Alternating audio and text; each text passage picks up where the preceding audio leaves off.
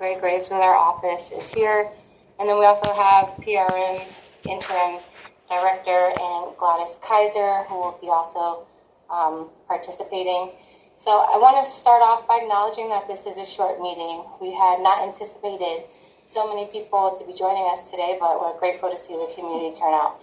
We want to hear from you all, but we only have 30 minutes. And I want to assure you that this will not be the last conversation on this topic, and we welcome it as an ongoing discussion. With the limited time available today, I want to start off with some community guidelines just to make the most of the time we do have. First, I ask that we please be respectful of one another. Please raise your hand and we can hear from people in order. Please also mute yourself if you're not speaking so that we can hear who is. There will be a community discussion and Q&A portion of the meeting today. We, of course, encourage you to, if you can please mute yourself, and team, if you can help us out by muting folks as they come into the room. Just again, our community guidelines, please be respectful of one another, raise your hand so we can hear from people in order, and mute yourself if you're not speaking. The District 1 team is here taking notes. Any questions that we aren't able to address today will be noted for later discussion. Before we kick it over to our community leaders to help us go through hearing from the many community members here, I want to start off with just some brief remarks to set some context around this meeting. So our office has been working on this issue for many years, and we've heard from concerned dog owners and concerned parents. We're all here to discuss the portion of Cesar Chavez Park adjacent to the elementary school.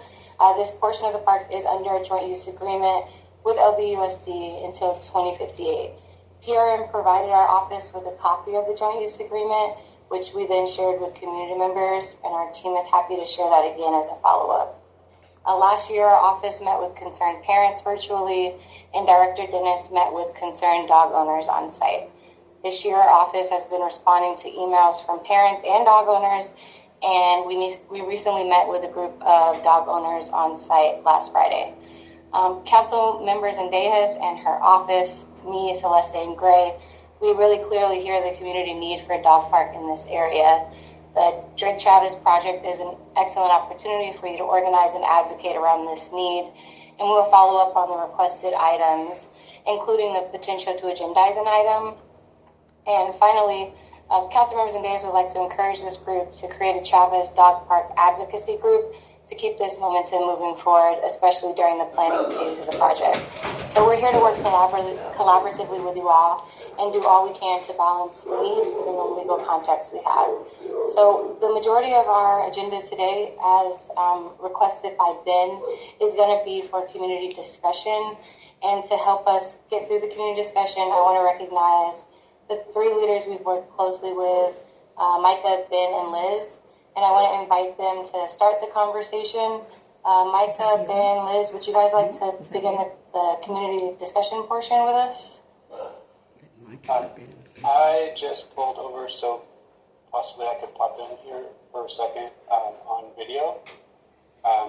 Thank you everybody who's here, community, staff.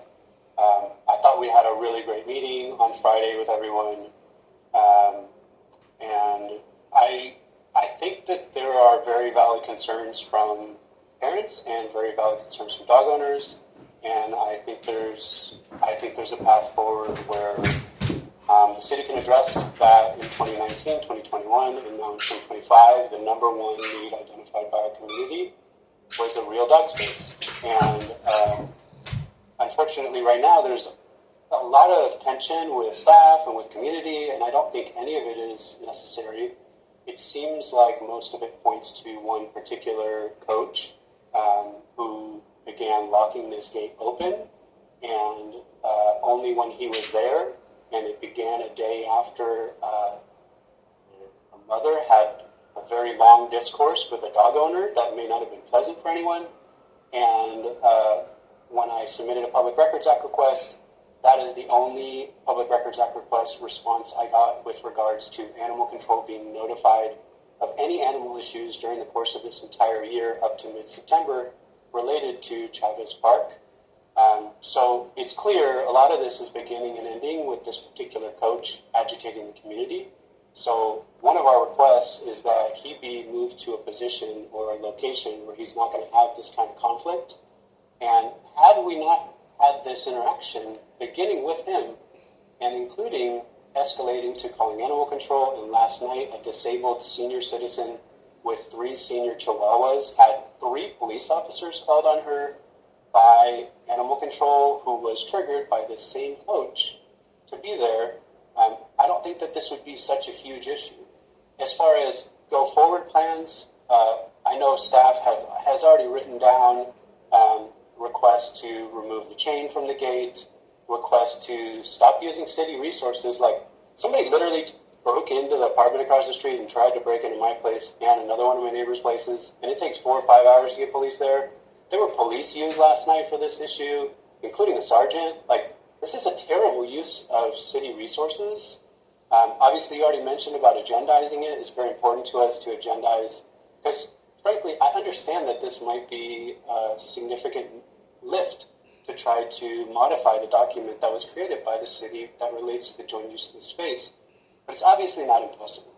And I think if Councilwoman Zendejas were to agendize this and have staff come back within 60 days with a report saying, here's what it would take, you know what? We might all look at that and go, that's crazy. No way, never going to do that. And we might look at that and go, that's doable. Like, we can do this and stop having conflict. And there's a massive space there that I think could meet everyone's need. So that's my rant. I really appreciate the space to have this discourse. I'm going to mute myself. I will still be here listening to it. I just have a couple of things that I have to do that I cannot safely do on video. Thank you for your time. Thank you, Ben. Micah, would you like to contribute? And this is the part where we're hearing from you all. So if you would like to contribute, if you want to raise your hand, we'll call them in the order that we see. Outside of calling on Micah and Liz next, since those were the community leaders we've been working closely with on this. Thank you, Lynn, and my name is Mika, all I would add to what Ben said is, and what Mary suggested is, yeah, we are already organizing to advocate. This has started basically the process to advocate for a real dog park. This is the reason this is happening. The downtown area continues to grow in size as far as people with dogs. These buildings appeal to dog owners, and the city has really failed to really provide ample space, and this is why this is happening.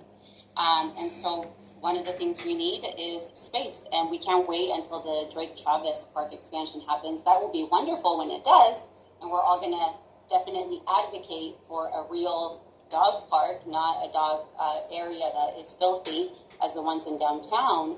But until then, our dogs will be dead by then, first of all, and we need something now. And what I would add as far as what Mary suggested is, yes, we are already advocating, and we will continue to do so.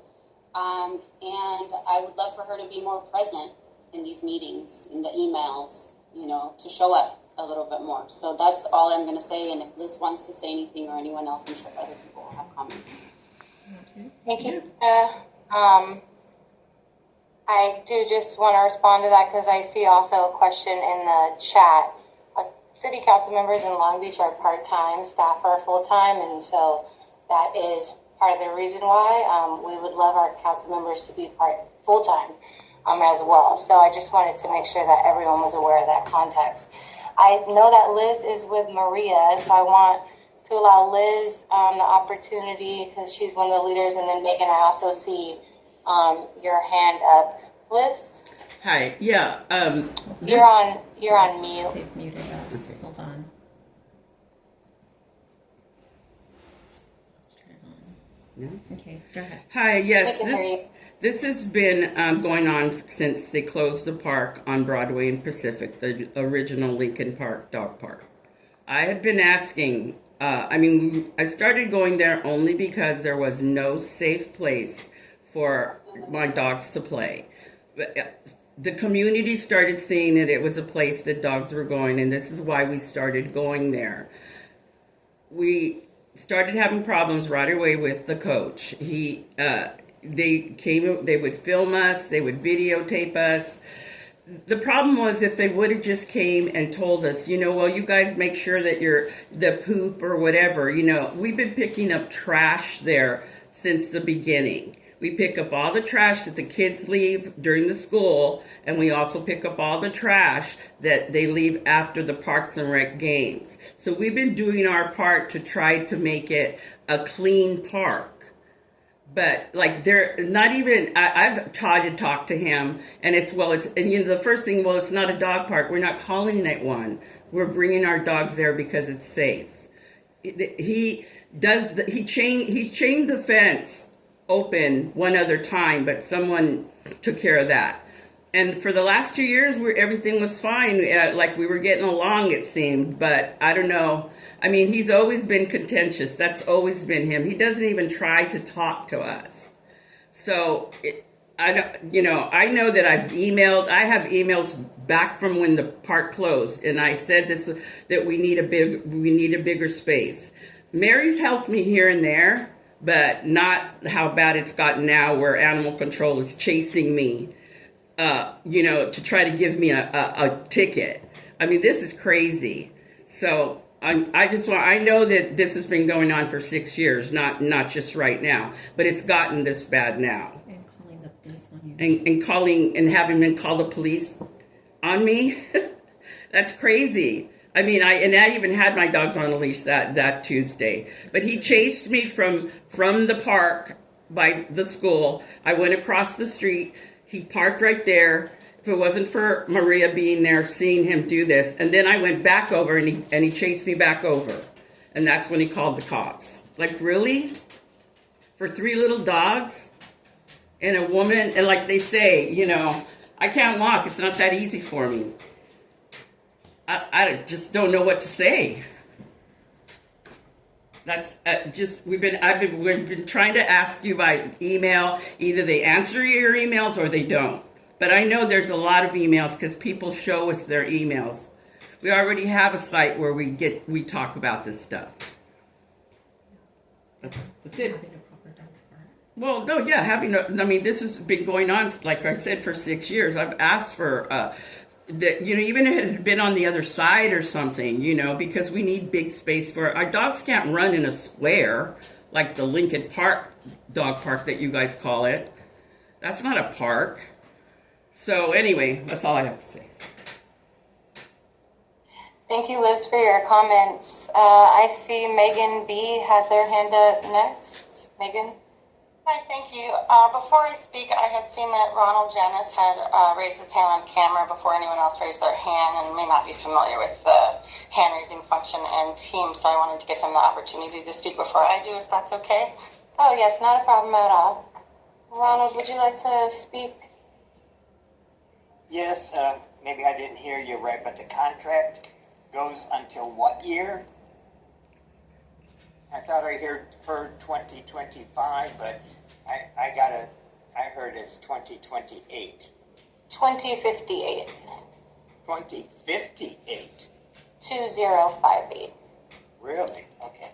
Yeah, see, this is what irritates me, and I'll just say right away, rules and contracts can be broken if there is a change in what is going on in the area, okay? And if it's, the parks are always saying that they want community help with stuff going on in their parks. I am from Bixby Park, and I take care of that park. I call in for different problems to get the city to resolve them. But this issue over here, and we've been going to a group of us, maybe about 8 or 10 of us, would go to Cesar Chavez on Sunday morning at 8 o'clock, and we've been doing that for a couple of years. It was working fine. We walk around there. I take my dog all the way around it. I don't see all of this poop, supposedly, that somebody is complaining about. I see a lot of trash there, and this last Sunday I saw trash in 3 different places. The trash containers are overflowing. So somebody's not taking care of that, and they're blaming the dog park people, okay? So anyway, I think that the chain should be taken off. We've been going there for so long, and nothing has ever happened. All of a sudden, it is chained up. And they had a sign saying due to some repairs being done over there. I have not seen any of that either. Okay, I'll let it go. Thank you, sir. Megan, would you like to speak? Thank you. So I don't want to be too redundant and reiterate, echoing most of what everyone has said. I do want to just kind of emphasize why we need this park and why we use this park so much. You know, we're living in an impacted area that's very dense, and a large majority of us don't have any outdoor space. I don't even have a balcony, let alone, you know, a backyard. I've lived on 30 Magnolia for 10 years, and I found a husky on 5th and Daisy a couple years ago who I thought someone was looking for and had been dumped, and fell in love with him, ended up adopting him. Now, meeting the needs of a large dog, especially a working breed, they really, really need off-leash time and space to run. Just getting multiple walks a day is not going to meet their physical and mental needs adequately, and the shelter is almost always at capacity, and just having a space that's safe and close. I also didn't have a car for a few years until recently, so having somewhere that I could walk to was very important. It's also, for the 10 years I've lived here, I haven't felt a close sense of community in my immediate community until I had the dog park and met all these wonderful people. We're very considerate, and I just feel like this escalation of conflict just feels very disproportionate to the negative impacts of us using the park with our dogs. I know a lot of you probably have dogs and love your dogs, and we really need a space. And like people have said about the Lincoln Park, it really does just feel like a litter box. It's not big enough to run. It's just wood chips. It's dirty. The dogs don't enjoy it. So if there isn't a possibility of amending this contract with the school to temporarily and even on provisional terms section off the park with a temporary or a new fence, because it's a very large size that we could use like half or 2/3 of ideally, and that the students could still use, so we could have areas of grass that are not overlap use between dogs and kids. I think that could be a temporary solution until the park development is finished, because that's going to be years down the line. And if that's not a possibility, could we get something on city council agenda to redesign and reappropriate a larger size of the Lincoln Park, or just whatever we can do, because we really need this, and it is an urgent need. And the fact that there's just so much enforcement happening when we are cleaning up after ourselves. I spent 45 minutes yesterday picking up trash and took a picture of it. That was, a lot of candy wrappers and chip bags and things from the soccer games. And we already only have access to this park after 4 p.m. and on weekends. And if there's any other activities, then we don't have it then as well. So I'm just really trying to emphasize why we need this and why it matters so much. And we appreciate you holding this and for the future meetings that you'll have. And I think that's it for me today. Thanks again. Thank you, Megan. I see that there's 2 more people who would like to speak. I just want to flag for us that it's 4:51 and the department's here. And I do think it's important for them to have an opportunity to speak on some of the concerns that were raised and respond and give you all information. With that in mind, I will still call on the 2 people who have their hands raised, but I do think it's important that we reserve at least 5 minutes for our acting director to respond. And again, we will have future meetings on this matter, so this is not the end of the discussion. So I see Rachel Lowenstein, I see Jiffy P, and Dr. Jill. We'll go in that order, and then hopefully we'll have some time at the end for PR and staff to be able to weigh in as well. Rachel? Yeah, I won't filibuster this, and I'll keep this short. First, I appreciate y'all making the time. I'm a homeowner, business owner in the Wilmore District. I want to echo and reaffirm everything that my neighbors have said. Our community is made safe by each other, and our community oftentimes is not safe. And the reaction to this effort has been so disproportionate to the issue at hand. I have been stalked. I've been harassed. I've had people camp out in front of my home for hours, and when I call the cops, nobody shows up.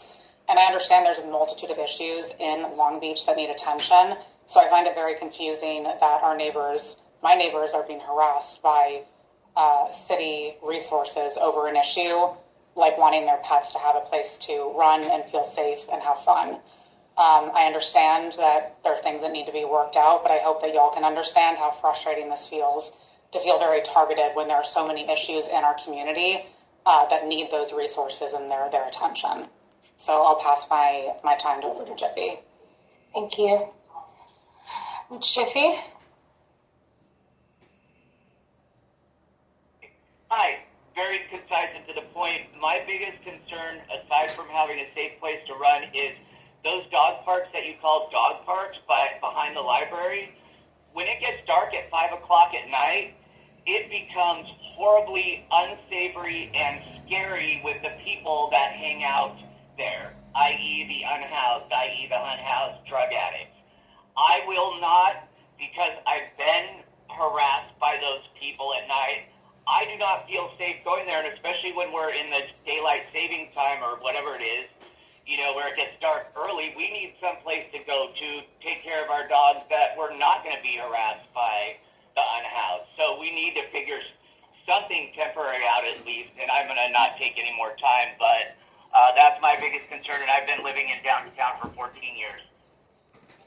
Thank you, sir. And then our final speaker from the community before we pass it over to city staff and District 1 staff with any response or information, Dr. Jill. Yeah, hi, thank you. You can hear me okay? Yeah? Okay. Yes, we can. Thank you, I'm sorry. My first time using Teams on my phone, I just wanted to make sure. So I'm a professor at Cal State Long Beach, and I teach community health, and my concern is we are limiting a park area that our elderly really need. You know how bad social isolation and loneliness is in this city? And our seniors are getting pets so that they're not so alone. And now we're taking away a spot where many seniors live, and the only access they have to interact with others, as the story we heard earlier, is just criminal in my mind. I know that the City of Long Beach has an action plan, and I know that improving access for our seniors in our community is at the top of that plan. So I really do feel like there could be some sort of there's one rotten apple here, unfortunately, and we're allowing one rotten apple or one bad experience in 6 years to direct all of these individuals who are just looking for a place to go and talk to their community and allow their pets to have a moment to play. So I think that we need to find some kind of, middle spot before. There has to be something. We can't wait 5 years. As Mika said earlier, we wait, our dogs are dead by then. Thank you. So we're fighting for our next dog. Maybe our seniors won't even be able to walk by then. It's criminal, and it's one person. So something needs to happen, and something should happen sooner rather than later. And I will leave it at that. Thank you, Dr. Jill. Thank you, everyone, for your comments. Our team has been taking notes, and so we'll continue, responding to your emails and to the concerns. I do want to allow Parks and Recs the opportunity to respond. I know we're short on time. Stephen, I'm happy to stay a little bit later and to allow you the time you need to respond accordingly. So the floor is yours, sir. Well, thank you very much, and I will try to be brief and be sensitive to everybody's time. Real quick, by way of introduction, my name is Stephen Scott, and I'm the acting director for our Parks, Recreation, and Marine Department. And again, I want to thank the Council Office for convening this collaborative conversation, and look forward to continuing the conversation. What I'm hearing today is really two different things. One is, and I'm hearing this loud and clear, the need for an official dog park, someplace where the residents can bring their animals and they can be safe to let them off leash and run and play and exercise. And we are hearing that loud and clear. The other thing I'm hearing about is what's happening at the park today and the uses of particularly the parcel south of 3rd Street, the joint use parcel, we'll call it. And so I'm going to start with just the need. And, we hear you. We definitely hear you loud and clear and understand that there is a conversation going on right now about the Drake Chavez expansion. But you are right. That is a planning process that can take some time. Certainly that would be an area of emphasis looking forward. But in the short term, I really appreciate the council office, bringing something forward to the city council and asking, staff, something we're continuing to do, but, asking staff to identify options in the short term as well. We're Parks, Rec, and Marine and Animal Care Services. We are animal lovers as well, and we understand the needs out there, certainly. Now, back to the current issues at the park, though, one of the things that we struggle with is it is not an official dog park. And I know you know that, and I know, a number of you mentioned that. In our city, we have a leash law that dogs need to be on a leash, even in our parks, unless they are at designated dog parks. We have about 12 of those across the city. You've mentioned a couple that are nearby the Chavez community. But I need to make sure that we all understand, and I think we do, the parcel south of 3rd is not a dog park. It is not an area where we can let our dogs off leash and run and play and exercise. It is part of a joint use agreement that we have with the school district, where we share that space, where they use it during the day for their kids, members of our community around Chavez. And in return, we get access to amenities that we aren't otherwise able to offer to the community. And so the joint use agreement for that parcel is extraordinarily important for our community, for our kids, and for others who are using the gymnasium that we receive in return. And so we have to be clear that, it, again, is not a dog park. Our dogs cannot be off leash.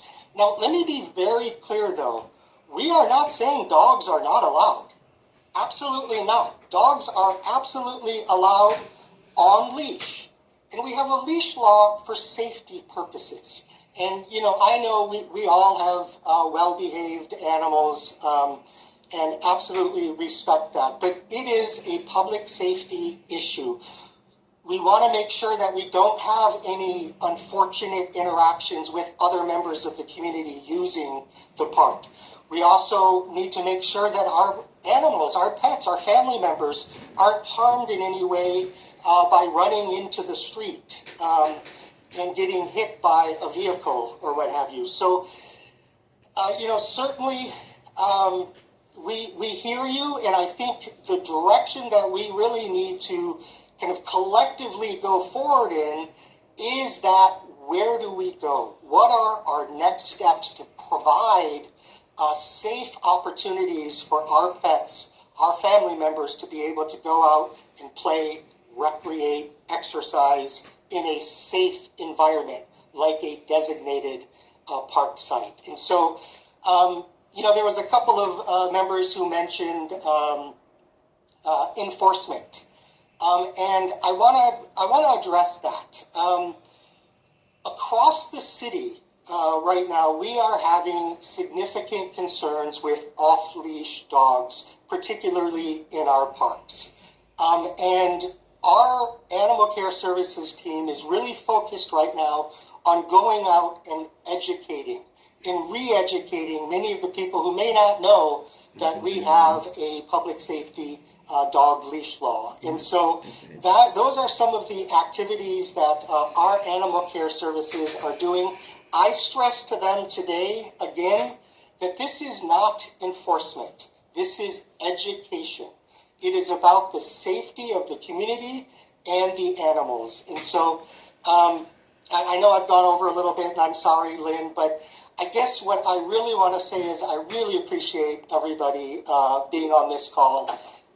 And, you know, everyone's willingness to work together to move forward, to identify an opportunity where our pets can safely play and exercise. Drake Chavez was mentioned, and there are other opportunities that I think can be explored in the short term. So again, I appreciate the collaborative conversation. Look forward to any future conversations that I hope we continue to have, because I want this to be a positive, collaborative conversation moving forward. I think we are all on the same page that we want something safe for our pets. So that in a nutshell is kind of a Parks and Rec comments. Thank you, Stephen. And I think you touched on some of the community concerns, and also let everyone here know that that park is not a designated dog park, and that throughout the parks in the city, dogs off leash are not allowed. And in the interim, we'll be working with Parks and Recs and the city attorney's office to looking at the possibility of identifying temporary options, or if we're able to amend the joint use agreement. I do know that there's two other Parks and Rec staff here that I just want to briefly acknowledge, if that's okay. Stephen, we have Gladys Kaiser and Heidi. Do you all want to say a few words or contribute to the meeting? Again, thank you for bringing everyone together. I'm the manager of Community Recreation Services. I had the privilege of opening the park brand new back in 2001. Heidi, who is a superintendent, also supervised the park. This has been a discussion previous about bringing a dog park to the community, and we understand the need as Stephen, as well as the council office understand. But for the safety, I know, not be the popular belief, your dogs are allowed on leash in the park, but for the safety of others is to make sure that they're always on leash, as they need to be to follow city ordinance. Heidi's on the call as well. We're here to support the community, but at the same time providing community access and open space to the entire community. Thank you, Lynn. Thank you, and thank you, Gladys and Heidi and Stephen, for your time and being here. I just want to quickly recap the next steps that the council office will be taking with PRM. So we know that community has submitted some formal letters. We will be responding to them. We know that there are some immediate requests, including removing the lock from the gate. I want to allow Stephen to address that, because I think, and as I spoke with Liz very candidly and openly, the problem with that request is if you're asking for the gate to be open to allow for off-leash dogs, that is asking for us to allow breaking of our off-leash laws. So I don't know if that is necessarily something that is actually feasible, and it is an operational decision. I do want to also touch very quickly on some of the allegations against employees. There is a process for reporting allegations against employees, and I'm really sorry if you've had some unsavory interactions with city staff. I know city staff works really hard, and I think this has been a contentious, grueling situation. And so, Gladys, if we could please also get over to our office information on how we can report and go through a process of reporting city employees for any kind of conduct issues. And I want to make that clear that that's not acceptable. And also, as Stephen mentioned, there is citywide education going on right now. And because there's citywide education going on right now, that's why you're seeing more of the officers enforcing our leash laws. I know in several emails there's been some notes that this is retaliation after the meeting with the council office on Friday. I want to assure you that that is not the case. Actually, council offices do not dictate the operations of city staff. So we did not ask for additional enforcement due to this situation. It is something that's happening citywide, as we've learned through our briefings with PRM. Regarding the agendizing the item and the joint use agreement, we're waiting on some advice from the city attorney. Contracts are contracts in most sense, and it's really, really hard to renegotiate contracts if we've signed into them. And as Gladys mentioned, this has been a contract since 15 years. And so this has been a long-standing contract, but Councilmember Zendejas recognizes that the demographics have changed. That's why we're willing to look at interim solutions and what can be done. We are over time, and I just want to be respectful of folks' time. And I know our office ourselves have some evening events, including a housing meeting at Village and King. I do want to allow Celeste and Gray opportunity to weigh in. I know they've worked really closely on this issue. I see some questions in the comments. We will note those and follow up in our follow-up. Celeste, Gray, do you all have anything you would like to contribute? And it's okay if you guys don't at this time. No, the only thing is that all the questions, we are taking note of that, so we'll work internally to get you all responses following this meeting. Now she is. Thank you. I don't have anything to add. Thank you. Thank you. So I know that there's further questions in the chat. We will respond to them as a part of our follow-up. I know I see Ronald with his hand up. I'm sure there are additional questions. I want to go on to closing remarks. We don't have any further questions to note or anything from our office, and I think PRM did a good job at responding to what they can in the time that we have. So I'll open it up for closing remarks to the community. If you all would like to raise your hand. I know Ronald had his hand up that I see, so I'll call on Ronald first and then go in order of raised hands for closing remarks. All right, thank you. Yes, I understand it's a grade school there, not a high school.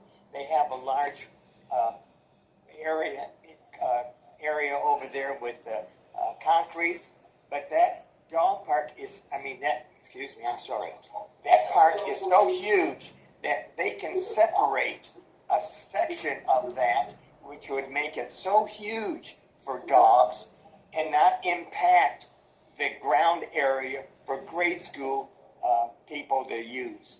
Okay, and I think just sectioning off with the chain link fence all the way through there would be cost effective, and it would solve all of these problems, because I'm hearing over and over and over about the dog leash laws. We all understand that, but we are trying to get more activity in a park, which the previous director says they want community people to help out the parks and let them know what needs to be done, what they would like to see, and that's what I'm doing. Okay, thank you. Thank you. I don't see any other hands raised at this time, so I will assume that we're all good. I do want to again thank you to the community leaders for helping us organize this meeting, and everyone here from the community. We really appreciate your time. This is one of several meetings that we'll continue to have to be responsive to the concerns. Allow us some time to follow up on you guys' questions and respond to the emails that you all have sent, but we really value your participation. And if there is nothing else, I think we can close the meeting off. I hope everyone has a good evening, and we will be in touch. Thank you, everybody. Thank you. Thank you. Knew that Ben said he knew that Stephen guy was gonna nothing. Yep, exactly. Unfucking believable. So what? Then what do we do? What's our point now? They said this was to say keep your dog on a leash. That like we didn't know that wasn't our point. I mean, all this stuff that we were trying to make the